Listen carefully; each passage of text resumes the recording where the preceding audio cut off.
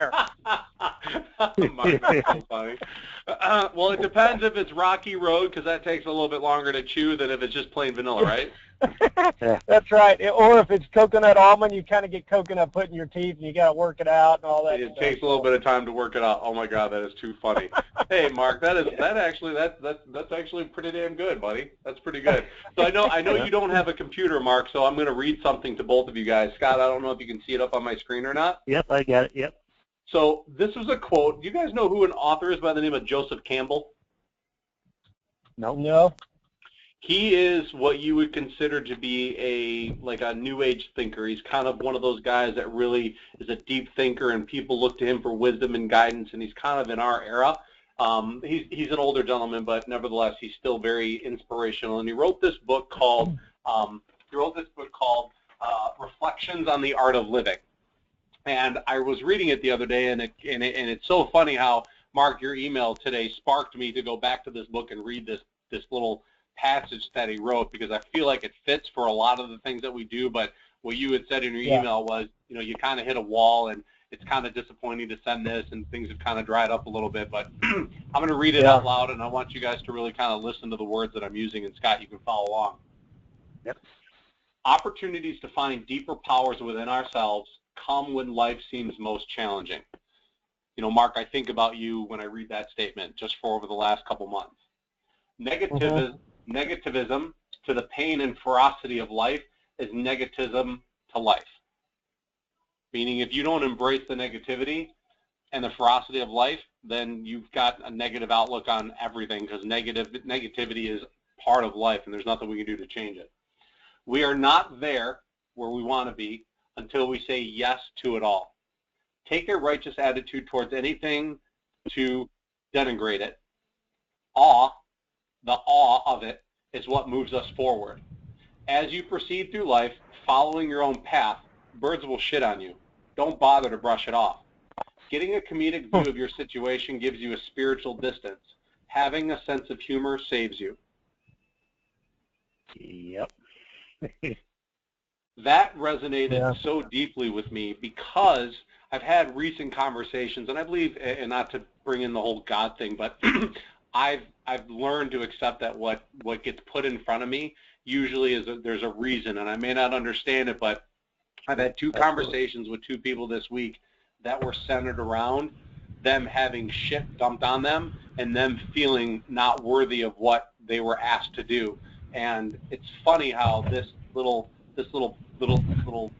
kind of blurb of words really just resonates to me, that, man, you just look at what's happening and go, man, it's just part of life. And a lot of the times when our businesses aren't doing what we want, it's usually there that we learn how to become more of what we want to be, because we have a choice to make. We either can hit the pavement and push harder, which, Mark, you've done, or you can give up and make excuses, which we know a lot of people have done as well. Yeah. I don't want apologies. It's not, this isn't I'm not holding you to a standard. This is more about people getting together that see the value in connecting and building relationships and bouncing ideas off of each other to help our businesses become what we want them to be. It's kind of like I would call a tune-up, so to speak. And every now and again, if it happens once a week for us, then it happens once a week. But I want to point out something to you, Scott. You had sent your lead tracker to me, and I want to pull that up here for 1 second. That one's not me. What's that? No. So those names don't look familiar. What's that? I said those names didn't look familiar. So do me a favor. Tell me what, when you see your lead tracker, and we look at your referrals for the month, what do you see when you pull this up, knowing that there's a couple other people looking at it?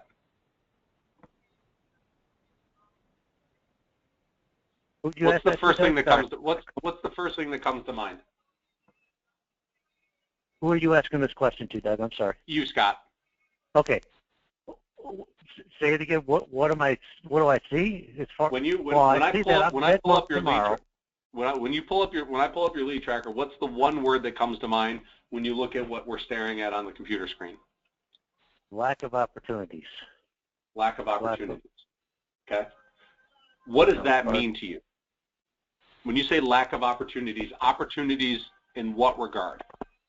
Well, I'm just not, definitely not talking to enough, people.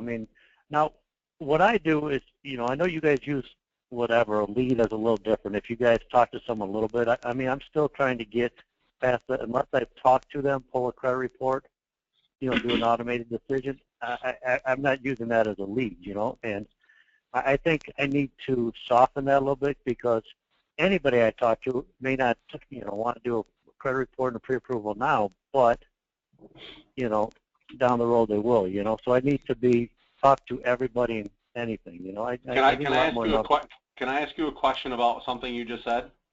Sure, absolutely. You said just a second ago that when you look at this, you say lack of opportunity and that you're not talking to enough people. Correct. Right? So Correct, yeah. when you talk to somebody about a mortgage, why would you not consider that a lead? Well, and obviously the answer is it is a lead, but I've never used that as my mindset, I even had ones where if I talked to them and it wasn't just in talking to them knew I couldn't do anything, I didn't, talk to them or paper trail them, you know what I mean? Right. Hey, Mark, do you want to speak? I did the realtor mindset of, only the live ones in front of me, Yeah, but that's the hard part. If you were to go up to a baseball player and say, I want to know what your batting average is, and they go, well, I only count the bats that I do when I actually make a contact with the ball.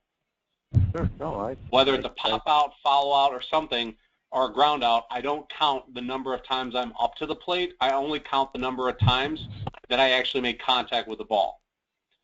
How much of the batting average do you think is lost when you don't take into account every at-bat? Well, obviously a good batting average is 300, so based on that, it probably, 3/4 of it not counted, So really, essentially, what you're saying is, right. So what I'm getting at is, you have to look at every time you open your mouth to anybody that is alive, that's listening to you, that is an at-bat. And what we're trying to do is we're trying to develop some statistical history for you, because you may be talking to enough people, but maybe your conversations are losing some weight or some traction with them for a variety of reasons, or maybe the people that you're talking to that you don't pull credit on aren't worth pulling credit on. Well, then we can go into that and figure out where those leads are coming from and if it really makes sense to continue to pursue that avenue. Yep. Mark's got some experience with this. Hey, Mark, can you share with us why you think it's important to track?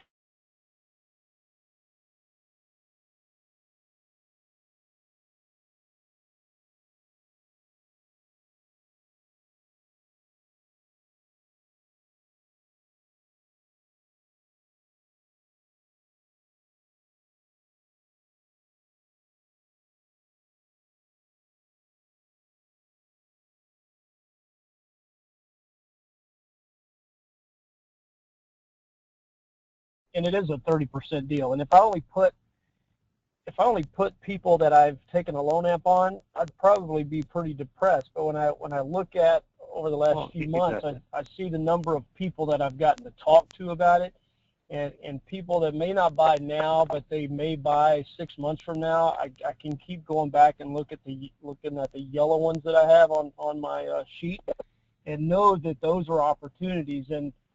But they may not be people that I've pulled credit on. So if I don't put them on that list as a lead, in the past I've just lost track of them. And so people now that I can go back and look at, hey, you're still yellow, I can put them on a call list to at least touch base with every few weeks, because I may get them in December when I actually talk to them in June. But if I didn't put them on my lead tracker, then I just had a poor system of following up, and so some of these people I used to go back and they'd say, oh yeah, I bought a house, closed 3 weeks ago, and man, that's like a dagger to the heart. It's just like, I talked to you 4 months ago, and I didn't do a good job of following up, and I lost that deal because of my lack of follow-up. And so that's the reason anybody I talk to, they go on that sheet and they get rated, red, yellow, green, or blue, and the yellow ones are people that are still out there looking, but they haven't made any decisions yet. The blue ones are people I've actually pre-qualified and have a pre-qual letter out there for them. And man, I'm making 100% sure I'm touching base with those guys once a week on Thursdays. Thursdays, gotcha. Okay. So I guess Scott, the biggest message here is this. I think in order for us to accurately be able to help you grow your business, to effectively help you understand what your, and I keep using the batting average thing because that's really what we all can relate to. In order for me to truly know where your greatest strengths are and where your weakest links are, I have to know what happens every time you step out of the batter's box. I want to know what you look like when you step into that batter's box at home plate.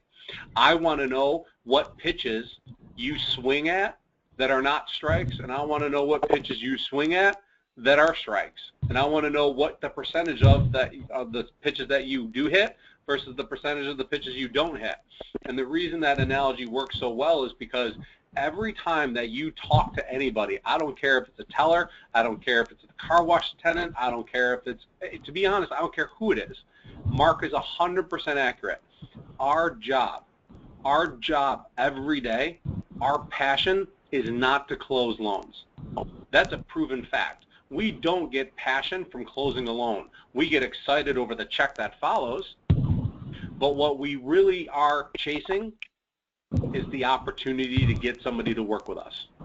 The lead is really what is our motivating factor. The lead is what really turns out to be the closed loan. I was told early on in my career, don't worry about the money. That follows when you pay attention to the leads. When you pay attention to how many people you're talking to every week and every month, and when you're sitting there and it's Friday afternoon and you look back at your lead tracker and realize that you haven't talked to anybody, man, that's a cold, hard reality of what your week really looked like. But if you go out there and you go, I talked to 15 people and I wasn't able to find a single loan opportunity, that tells you a different story, doesn't it? Absolutely. Now, the question for you, Doug, just from a coaching standpoint, yes, is how should I time my call log in? Because I need to obviously talk to, as far as whether it's agents, previous customers, say 10 or 15 a day. Yep. Which obviously that, value will transfer to my lead tracker. You know what I mean? As far as people I'm talking. Should I tie that in together with my lead tracker? I sent you a copy of that. I don't know if you saw that. Because one of the things you held us, one of those things you held us to was, make sure we talk to it. The first one, just Gaps, I think it's called. There. Got it. So these are all the people you talked to this week. You challenged us, and this is where I need to focus 100% of my business is to, by talking with 20 people, say 10 or say 5 or 10 a day, whatever the number is. Obviously, I need more opportunities to talk with more people, but since I have less previous customers, realtor base, I got to be more creative with talking with people. Right. So what I'm trying to do is this has to transfer into the lead tracker. These people, whether it's 100%.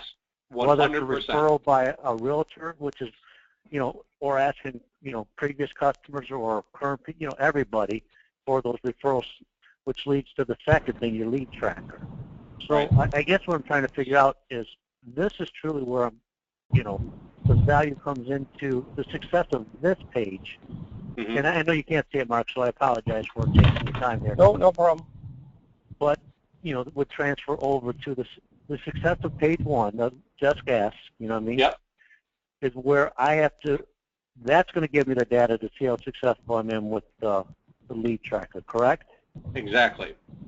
I mean, that's where you're going to be able to tell if I'm a weak stick, enough people you're not calling at the right time because everybody's yellow or, So help me understand the difference. What's the difference? And so, Mark, so you can conceptually get it, Scott developed a page that lists all the people that he talked to over the course of since the 7th of the month to the 13th. And there is approximately 23 people that he's had conversations with, whether they be realtors or past clients or pre-approved buyers.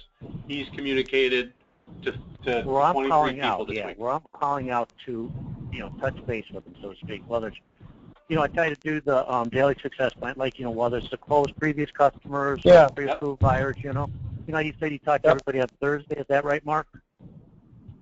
I talk to all my pre-approved buyers on Thursdays. So I tried to do, then my current realtors on Monday. I tried to do the same thing. So what I did is just a call log, as far as, because Doug had challenged me or us, I'm not sure if you were on the call last week, but, to talk to between Wednesday and Wednesday, 20 people. So what I did is just did a log. So, for the first day I called, say 8 or 10 of my previous customers just to say hi, how they're doing. Trying to get that referral question out there to them, or inquiry out there. And, Friday I did my pre-approved buyers and current realtors, on Monday, that type of thing. So correct me if I'm wrong, Doug, this is a sheet that'll validate the success to the lead tracker, correct? Correct. You think? Okay. So here's what I'm looking at. So what this call log does, it tells me that you're out there actively communicating to people proactively. Okay? That's the first thing it tells me. What I also need you to tell me is this. Of the 23 people, are any of those people, so you got Joey Aria, June Newton, and Rashwada Harvard, and Newton and Joey Aria, so there's 2 people that came on.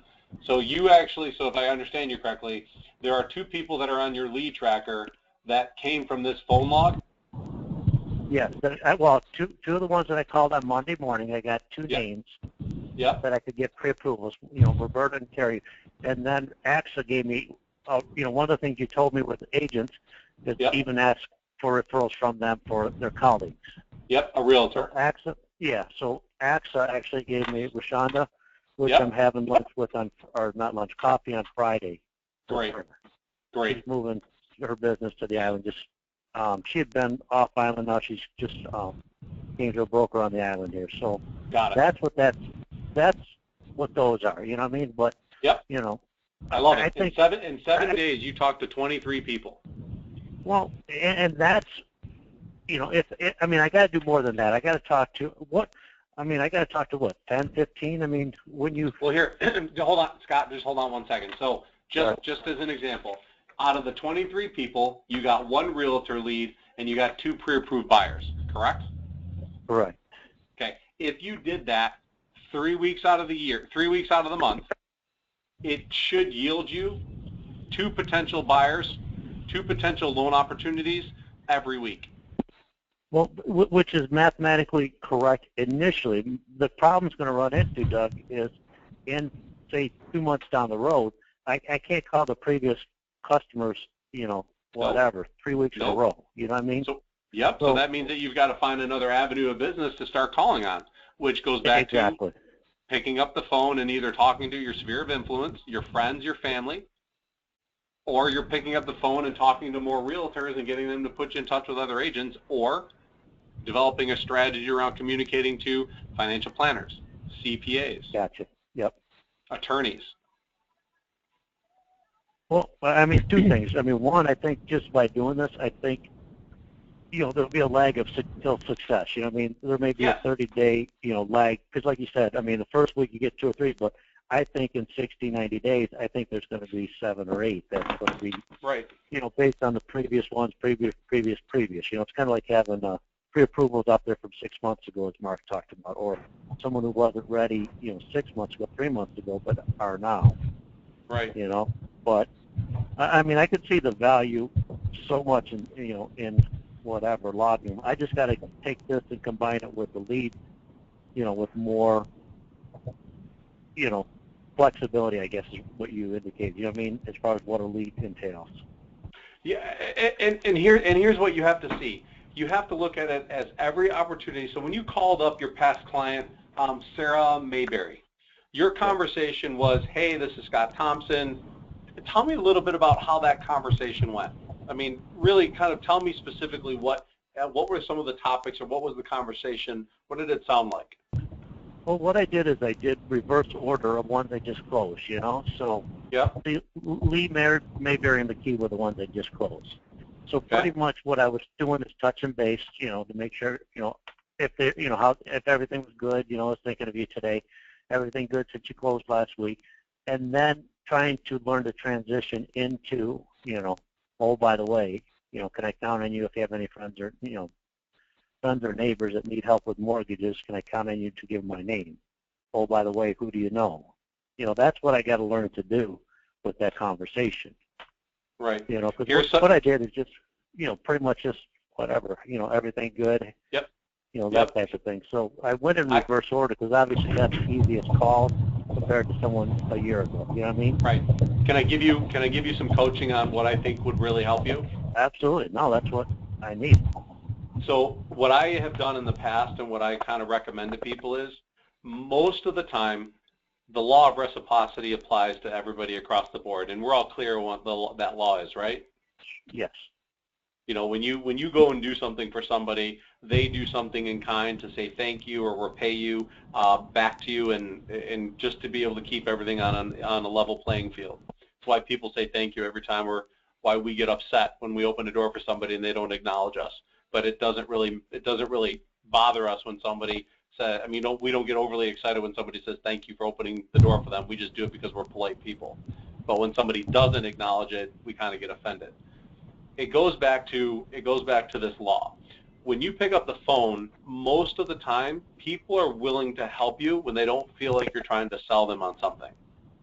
And so if you did not set the stage up with your business in the very beginning, that my business is 100% referred, it is a bit awkward to go back to somebody and ask them for a referral, because that wasn't the agreement that you had when you originally met. And so one of the things that I've looked, say that again? I said I agree 100%. Yeah, it's an awkward feeling. And so I can't undo that one. So yeah. For those situations, I would tell you to do this. I would love calling up my past clients and simply saying this to them. Hey, hey, Sam, how you doing, buddy? It's Doug Catteray. I just wanted to circle back around with you and find out how things are going since you closed on the house. Hey, you know what? The real reason I'm calling, my friend, is really this. I realize that in my line of work, I meet a ton of people from all walks of life. And I know that when you uproot your life and you plant it into a new home, there's a huge list of things that you're probably involved in. I would love to be able to connect you with some other like-minded individuals that work very similar to the way that I do, which is we work on a referral mindset. You may not have realized that, but your agent referred you to me, and that's how my business comes. But I want you to think about something for a second. Is there something that you're working on right now in your life that has to do with the move that you've been in or something else that you might need some help with? Because to be honest, I may have somebody or a way to help you accomplish that in a lot easier fashion. And you may not, but I just wanted you to know that I was thinking about you and thought, why wouldn't I reach out to Sam and see if there's anything I can do to help him? Gotcha. Yeah.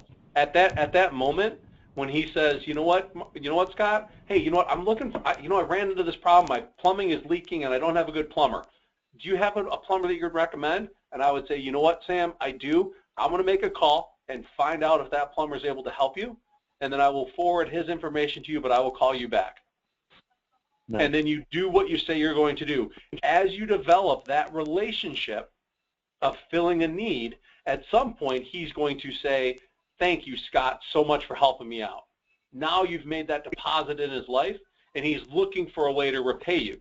And your conversation turns into, Sam, just so you know, I care so deeply about my past clients. I don't want this to be, once you close that I forget about you. I want to work with other people just like you because I find so much joy in it. Can you just do me a favor? This is all I'm going to ask of you in return. Do me a favor. Just don't keep me a secret. The next time you're at work or you're out at a social gathering and somebody talks about your house or you talk about your mortgage or experience, can you just tell them that you got your mortgage through me and you would love to refer me out to somebody else? But that's how my business grows, and that's how I'm able to develop really meaningful relationships with people, is through deepened conversations like the one we're having. Could you do that for me? Nice. Mark, do you see how that would work? Oh, absolutely. I'm using that terminology now, and I used it on a realtor the other day. That don't keep me a secret. And he kind of giggled and he said, "That's an awesome line." He goes, "I'm going to use that." I just started, circled it, and everything. Yeah, don't keep me a secret. Yeah, it's changed my business and the way I approach people and the way I talk to people from the very first conversation. And And Doug and I have had the role-playing deal where I've gone through it with him, and it lets them know right off the bat, hey, you can thank me after we're all done by not a basket of fruit, but passing my name out to people and so it's a retraining of your conversations. I mean, every conversation, Doug has told me you have to have some strategy behind it, and the strategy is to, number one, let your buyers know you care about them, but also you want more business, and you have to ask for it. And if you don't, they're just going to say, hey, thanks, and they'll send you a basket, and that's great, and you won't get to pay your bills on a basket. Right. Yeah. Right. But it's funny when you ask them, hey, who do you know right now that is looking to buy or refinance, and then just shut up. And sometimes the silence can be kind of awkward, but just shut up and let them answer, and don't go into another question. Don't just, hey, do you know anybody that can that's right now that's looking to buy or refinance, and just quit and make them answer that question before you move on. But I would give you a little bit further coaching on it. Two things that Marcus said. One is I wouldn't tell them to wait till the end of the process. People are most likely to refer you when the conversation is relevant. So in my business, I always did 5 points of contact with my clients, 5 different strategies. The initial phone call, the initial application. This is when I met them face to face, when I actually engaged with them. Phone call, initial physical appointment, appraisal, approval, clear to close. Those are the 5 moments that I deem that during the process that I would be able to leverage the relationship strong enoughly to be able to get a referral or drop that request on them again. Gotcha. And the message was that during those moments of a clear to close or an appraisal, they were more likely to either have a problem that we'd have to deal with, or we would be showing up like rock stars and I could make that deposit. So I go back to what, Mark, you and I have talked about. There's always a reason and a purpose to pick up the telephone. The purpose of the reason to pick up the phone is to have a update or to give them some details. But the purpose behind that reason is to build an opportunity or to create a referable moment, and that really is this. It's really this simple. Find a need, fill it, wait for the opportunity to then respond with, thanks for noticing. You know that my business is 100% referred. Just don't keep me a secret. It can be literally that simple. But you have to set the stage correctly in the beginning, because if they agree to work with you and that's not the agreement you had with them in the beginning, it's a significantly different feeling that people get, because then they feel kind of like a bait and switch has happened. Gotcha. All right, that makes sense. No, that's a big difference. So with your past clients, I've never. Right. With your past clients, I would recommend that you do this. Because they don't understand where you're coming from now, your opportunity to do this requires you to create a referable moment all over again, and that requires you to find a need and fill it. And the need is, Scott, you know a ton of people in your community. Use those relationships as a leverage with your past clients. And they may not know anybody. They may not, but and then back to what Mark said. Don't do it so that they do it after the process. They're more likely to refer you during the process myself. I firmly believe that. That makes sense. But the other piece of it is, and the other part that Mark said that I would really ask you to be more clear on is, people's brains are they're not a filing cabinet. They're a processing unit. When somebody asks you, who do you know that's looking to buy or sell, that's too vague of an answer. Scott, I know that you prefer to work with FHA buyers. I know that you prefer to work with government buyers. Yep. I know that you prefer to work with first-time home buyers. I know that you prefer to work with first-time home buyers that are looking at buying homes between 120 and 170. I know that you're looking for government buyers that are first-time homeowners that are looking between 120 and 170 that are looking to buy in Grosse Ile or downriver. Downriver, yeah. Yep. So as you ask for the referral, ask them. If it's an agent, be very specific, because that helps them narrow down all the people and information they have in their brain to one specific need that you have. Don't try to be all things to all people. Go after what you want. Go after and be clear on what you want, because when you're that clear, that's what they're going to remember about you. Nice. All right. No, I like that. Mark, do you agree? That. Yeah, absolutely. Can you hear me? Yeah, sure can. Yep. Okay. Yes, absolutely, I do. You just have to set the stage from the very beginning, the very first phone call, and there's been a lot of stuff that just feels uncomfortable from what I've done in the past. But if you just set the stage early, and if you basically letting them know that if they choose to, if we choose to work together, that these are my expectations, and my expectations are, I do build my business on referrals, and my expectation is to have you become one of my referral partners after this transaction is over. So I have a dear friend of mine, is one of my closest friends. He's an accountant, and John is probably one of the best guys I know. I mean, the guy is he's A+ to me.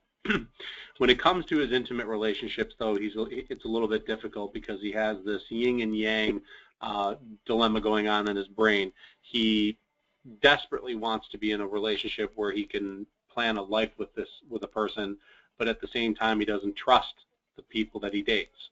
Kind of weird how that works. Sure. And now my brain just reset, and I forgot why I was telling the story. There was something relevant that Mark just said. My brain just shut down and rebooted. My bad. I hate when that happens. Yeah, right. It's just this damn age young thing for that, Doug. Going on. Wait till you get to my age.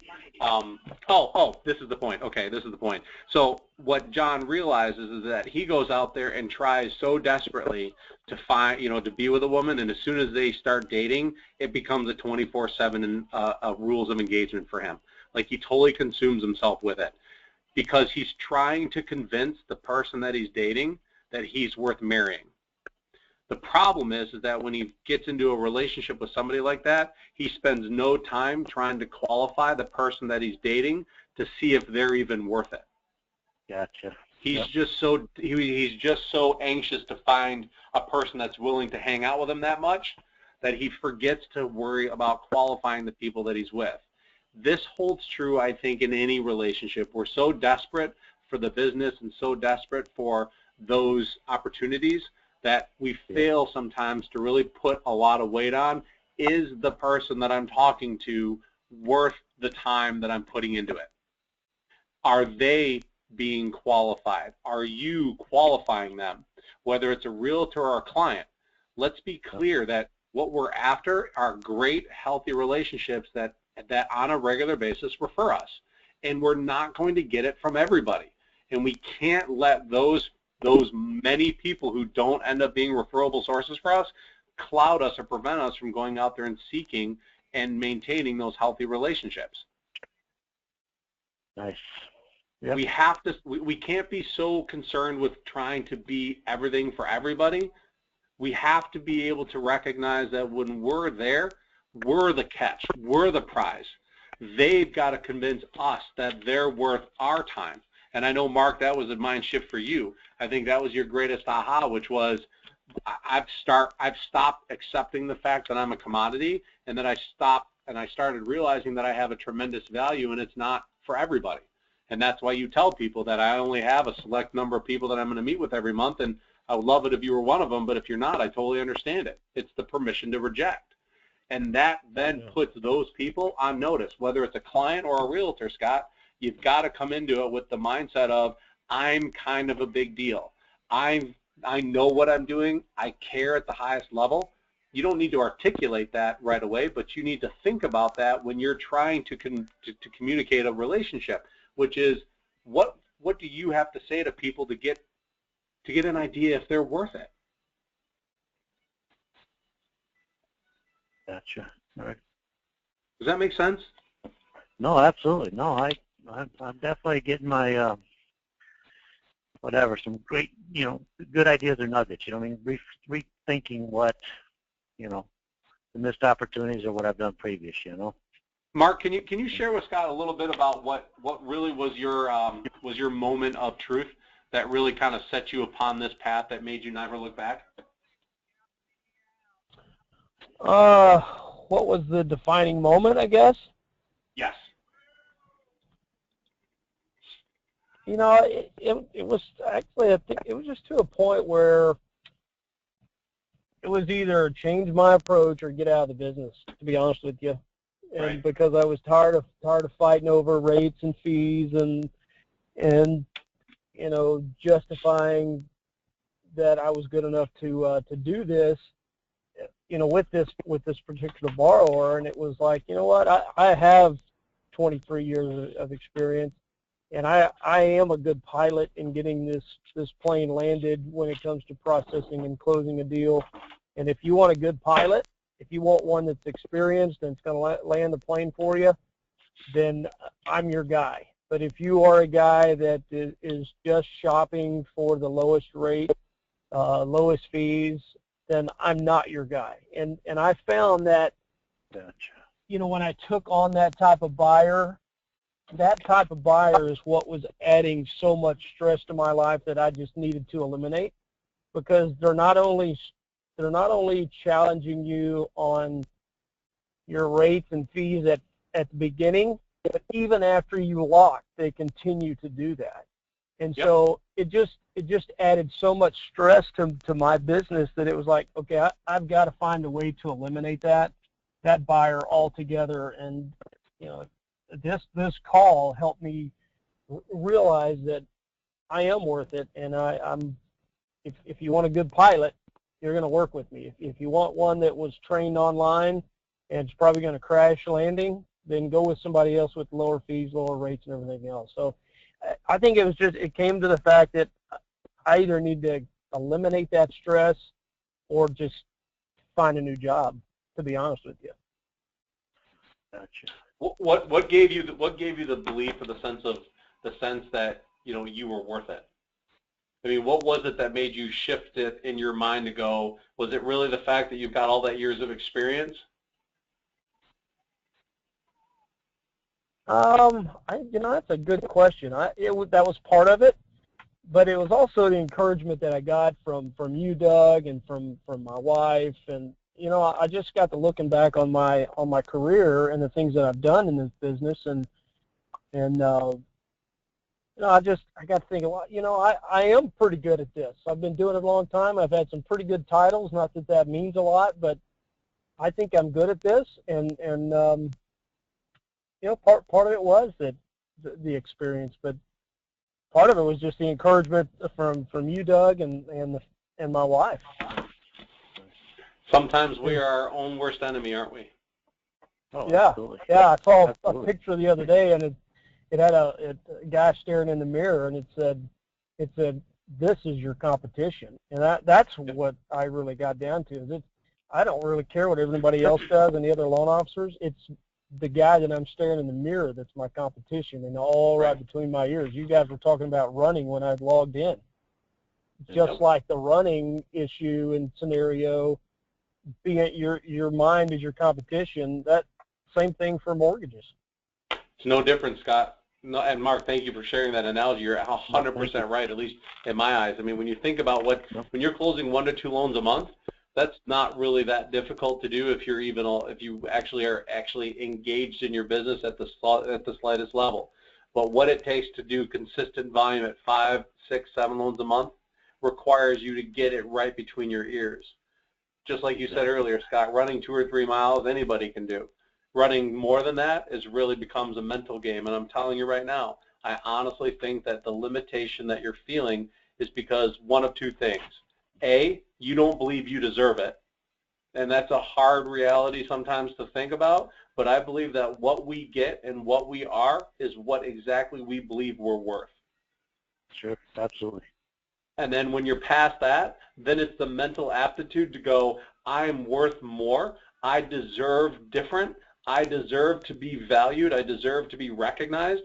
Then learning how to articulate that becomes easier, and coaching becomes easier, because I can't fix what's between your ears. I can encourage, but what's between your ears is something that you have to stare in the mirror at every day and go, is this really what I want to be?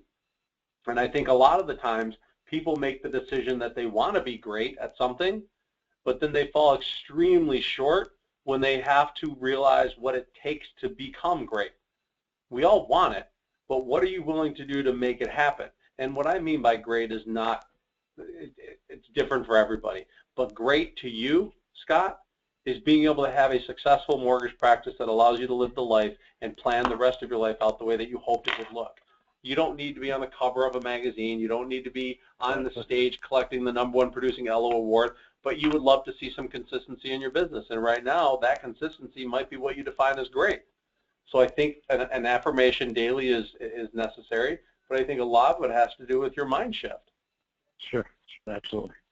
And I think the mind shift then allows you to start communicating differently to the people that you're talking to. The reason it's so easy for me to communicate that kind of verbiage is because I believe it in my soul that I am a valuable person to people and that I will get you to like me because that's what I am. And once you like me, you'll know how much I care. There's that quote I used to use in my BNI chapters. It says, you'll never know how much I care until, you'll never care how much I know until you know how much I care. Nice, yep. And it's the honest to God truth, because I care at such a deep level that in order for somebody to want to do business with me, I've got to be able to convince them in a very short period of time that I mean it. And so my language and my articulation kind of molded itself around that vision. And I think for you, you are talking to people. You do that every single week. Yeah, you might not do 23, but I think if you really commit to going, I've got to talk to 20 people a week right now to get 2 leads, you're going to find that it's going to require a lot of effort, but I think it will require you to think differently, and I think you'll start to see results in a sooner period of time than you might even realize. Oh yeah, no, I could see the value even in the calls that I made, where a slight adjustment with how I presented it would have changed everything, you know. Right. I mean, I mean, learning how to effectively talk to these people will definitely change it, you know, as far as the success, you know. Absolutely. But again, you have to go. What's that? Well, I was just going to add something in regards to your calls. I was able to meet with one of the buyer's agents for the largest real estate agent here in my area, and they do, I don't know, 2,000, 2,500 transactions a month, and he was on my Thor's Hammer call list, and finally he was able to meet with him, and have met with him several times, and so I was asking him what are his goals and stuff for the year, and he really didn't have any. Well, we waited a couple of weeks. He called me back. He said, man, I really want to get back with you. And he goes, I want to know how you go after your business, because you obviously call me every week to do this or that. And I was able to share with him my daily success plan and what needs to go on every day, every week to be successful. And I gave him the form I used, and he's like, dude, this is awesome. So it's not only that I'll end up getting some referrals from him. He now knows that I care about helping him grow his business, and I'm more of a business partner to him than I am a loan officer. While he knows that's how I make my living, he also knows I'm a business partner and an accountability partner to him now, and so our relationship has just really taken off because I learned the process, and now I'm sharing that process with my realtors. Well, Mark, that's fantastic. That's probably the best testimonial I've heard to date. Yeah, it's awesome. I mean, it was a great conversation, and he said, man, I do a lot of builder business, and he goes, I'm going to send an email right now to the VP of this builder that's pretty large builder here in town. He goes, we could show this to all their salespeople. And I said, absolutely we could. Because most salespeople in a builder setup sit at their desk and twiddle their thumbs all day. And if we can get to a VP of sales on a builder and show them, hey, your salespeople need to be calling realtors just like I'm calling realtors. How do I get realtors out to this community to get buyers into this community? And so anyway, we're waiting to hear back from the VP of sales on that builder account. Hey, Mark. Nice. Hey, Mark. Yeah. The next time that happens, you go, well, let's just slow down here for a second. I'm not going to start giving away all my trade secrets, until we've established a healthy relationship where they see the value that I can bring. And I would love to coach and mentor people, but we need to have a relationship where I feel like there's some value on my side of the table. Yeah, that's true. That's true. Because everybody's willing to take it. Everybody's willing to take it. And then once you give it away, you can't get it back. Yeah. So be creative next time, and just kind of hold the stuff that's really dear to you. Hold that closer to your chest a little bit, and use it as a means to say, I'll be more than happy to share with people if we can get a meeting, but I need to first make sure that they're in an alliance with me, that there is the value in it, that I can coach them, because I get paid to close loans, not to coach builders on how to create more opportunities for their sales staff. Yeah. Yep. That's true. And I think if you get into that opportunity, I think that's the very first conversation that you have before you spend any time with their sales force, which is, talk to me about your lender relationships. Talk to me about what kind of guarantee. It's no different than what you tell your clients. Ask for the relationship up front before you give away what your charms are. Yeah. So yeah, I'm glad I threw that out there before I meet with this builder. Then that's good stuff. Okay. Is there anything else that we need to cover today, gentlemen? We're a couple weeks away from the conference. I cannot wait to hang out with you guys. I think it's just going to be a freaking blast. Yep. No, I agree. It'll be fun for me. I know that. I'm excited. Yeah. Yeah. Yeah. You didn't go last year, Scott, did you? No. Like I said, I think I've been to the office once and missed the thing. So I'm the ugly stepchild, the redheaded stepchild. Hey. None of that. None of that. See, Mark, that's how they treat me here, or that's how I treat myself. One of the two, Right. See, when you're from downriver, that's how they treat you when you're, See, downriver's like the equivalent of other side of the tracks, Yep. So. Got it. All right. Awesome, well, thank buddy. you, gentlemen. You guys have a great afternoon. Thanks for taking your time again, and I'll talk to you guys next week. Thank you, Hey, Doug. Scott. Hey, Scott, Hey, do me a favor. If you want to reach out to either Mark or myself, I've got Mark's information up on the screen. Buddy, if you need to talk to me and role play with me or role play with Mark, I'm sure Mark would be more than willing to help, and I know I would be absolutely willing to help you out. So don't feel like the call that we do right now is the only call that you have the opportunity to be on. All right. I appreciate it. Thank you, gentlemen. All right, guys. Be good. All right. See y'all.